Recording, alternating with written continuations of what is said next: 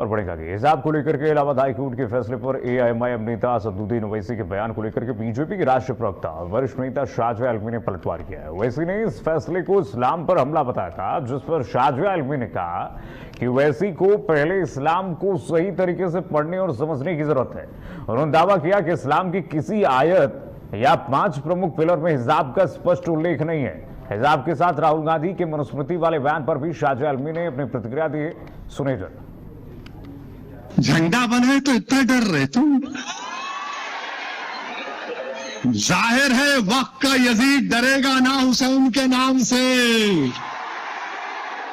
जहां हुसैन का नाम आया यजीद कांपना शुरू कर देता है, तो लेके चले गए। अच्छा, फिर चौथी चीज, आज इलाहाबाद हाई कोर्ट का जजमेंट आया। हमारी एक बेटी स्कूल में हिजाब पहन रही थी। हिजाब को लेकर इलाहाबाद हाई कोर्ट ने एक फैसला दिया था, स्पष्ट कहा हिजाब इस्लाम का अंग नहीं है। इसको लेकर असदुद्दीन ओवैसी ने कहा यह इस्लाम पर हमला। हमारे साथ भारतीय जनता पार्टी की वरिष्ठ नेत्री और राष्ट्रीय प्रवक्ता साजिया इल्मी जी। साजिया जी, जिस तरह से इलाहाबाद हाई कोर्ट का फैसला, जी से सवाल ही पूछिए कि कब तक इस्लाम का सहारा लेंगे, कब तक इस्लाम को एक हथियार की तरह इस्तेमाल करके अपनी राजनीति करेंगे? क्या उनको इतनी भी जानकारी नहीं?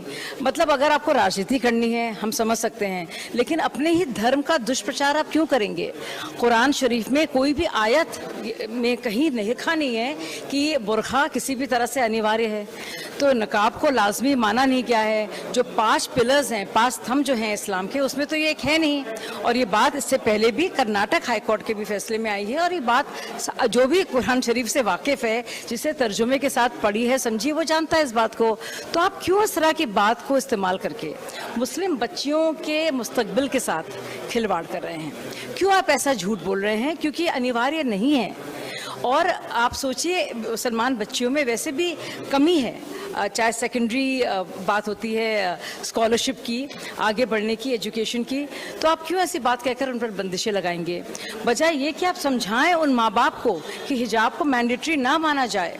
ये वही ओवैसी जो कहते थे पहले हिजाब फिर किताब। मैं तो कहूँगी पहले किताब और फिर किताब, क्योंकि कुरान शरीफ में जो सबसे पहली आयत है उसमें इकरा का इस्तेमाल किया गया है, इकरा शब्द का, जिसका मतलब ही है पढ़ना।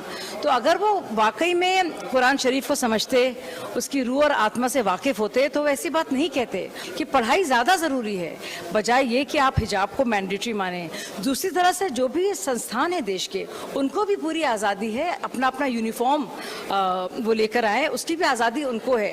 भारतीय प्रसंग बहुत बहुत धन्यवाद। देखा आपने, ये थे भारतीय जनता पार्टी की वरिष्ठ नेत्री और राष्ट्रीय प्रवक्ता साजिया इल्मी। कैमरा पर्सन कुमार सचिन के साथ महस ने कमल, भारत अपडेट, दिल्ली।